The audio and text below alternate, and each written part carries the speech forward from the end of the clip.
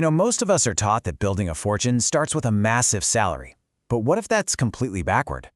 Let's uncover the one thing that self-made millionaires really prioritize, above everything else, to build real, lasting wealth. Think about that for a second. This single idea, it challenges pretty much everything we're taught about money. It's not about earning more so you can spend more, it's about owning something specific, right from the very beginning. So what on earth is that one asset? Let's find out. Okay, first things first, we need to tackle a huge misconception, one that holds so many people back from building any real wealth. I like to call it the great wealth myth. On one hand, you have the common belief, get a high-paying job, and the fancy lifestyle will just follow. But for most self-made millionaires, the reality is the total opposite. They focus on ownership first, getting their hands on assets that grow and make money all on their own. The lifestyle? That becomes a byproduct of the assets, not the salary. So, if a big salary isn't the real goal, then what's the actual measure of wealth? Well, it all comes down to a concept called net worth. This, right here, is your true financial scorecard. Net worth is pretty much the ultimate bottom line. It's not about what you make, it's about what you own after all your debts are paid off. This is the number that millionaires are obsessed with tracking because it shows real, actual financial progress. And the formula couldn't be simpler. Just take everything you own that has value, those are your assets, and subtract everything you owe, those are your liabilities. Whatever's left over, that's your net worth. So to build wealth, you either have to increase your assets or decrease your liabilities, and ideally, you're doing both at the same time. Let's look at this couple, for example. Their assets, their house, investments, and car add up to $375,000. But they've also got liabilities, a mortgage and a car loan that total $110,000. So their net worth isn't their income. It's $265,000. That's the number that truly matters. Once you really get the concept of net worth, it leads to this really profound mental shift. It's all about moving away from just thinking about income and starting to think about assets. Let's break down exactly what that means. See, income-first thinking always asks, how can I earn more money to buy the things I want?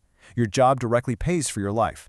But asset-first thinking flips that script entirely. It asks, how can I use my money to buy things that will pay for my life?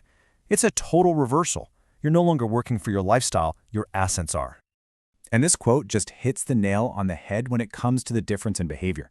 People with that asset-first mindset are totally willing to delay getting the fancy car or the big house so they can buy an asset instead. They get it. They understand that speeding up consumption now just means you're sacrificing the incredible compounding power of assets later on. Which, of course, brings us all the way back to our original question. If assets are so important, which one do you actually buy first? Let's finally reveal what millionaires really prioritize. Okay, the moment of truth. So, what is it?